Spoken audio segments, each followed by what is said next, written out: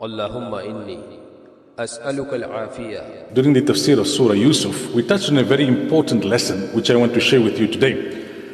When Zulaykha called the women to the feast and then she exposed them to the beauty of Yusuf alayhi salam and they cut their fingers, so mesmerized were they, Zulaykha then made it very clear that Yusuf is innocent, but I want him to fulfill my desire.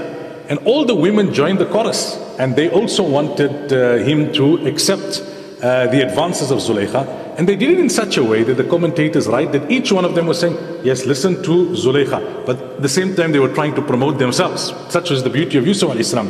Now when Yusuf alayhi salam saw that he was totally surrounded by women who wanted to tempt him into committing a sin, he said, Rabbi sijnu ahabbu ilayya mimma yad'unani ilay. Allah, I rather go to prison than give in to their temptation. Now why did he mention prison? Because Zulaykha had threatened him with prison. That if you don't do what I tell you, I will have you put into prison. I'm an influential woman, my husband is an influential man.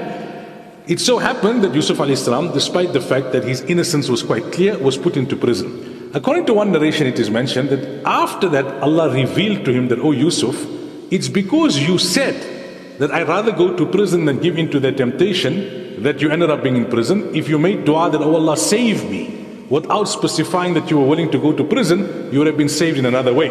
Now for Yusuf alayhi salam, it was meant to happen, it had to happen because there was a greater scheme that needed to play out, or a rather greater plan which Allah Ta'ala had to get him to the throne of Egypt. However, the lesson we learn from here is that do not be prescriptive in how Allah should help you, because sometimes you could end up creating more complications for yourself. Nabi Sallallahu Alaihi Wasallam once heard a man making dua for patience.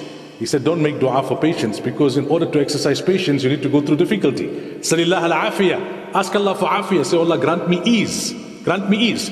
When you go through difficulty, you continue to ask for ease, but you bear it patiently.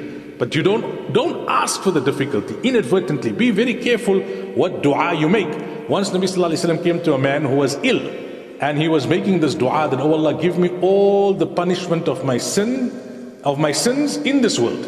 So it was having a huge impact on his health. His thinking was noble, that I must leave this world totally forgiven. Nabi Sallallahu Alaihi Wasallam rebuked him and told him, why do you need to make dua like that? Say, oh Allah, forgive all my sins. Then you won't suffer here like you are suffering, nor will you suffer in the Akhirah. So do not be specific to Allah in terms of how to help you in a moment of difficulty. Rather ask Allah for ease. This dua for Afiyah. Afiyah means ease, good health, contentment, happiness, protection, safety.